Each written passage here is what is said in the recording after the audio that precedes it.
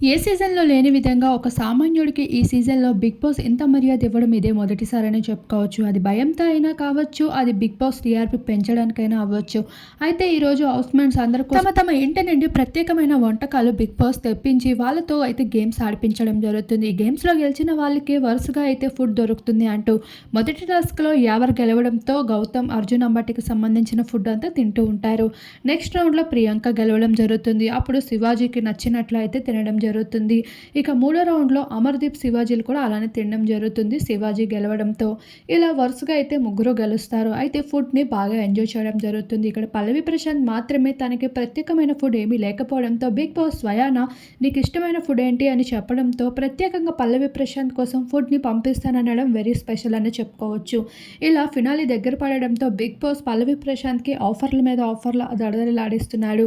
ఏది ఏమైనా ఇదంతా అభిమానుల క్రేజ్ అనే చెప్పుకోవాలి పల్లవి ప్రశాంత్.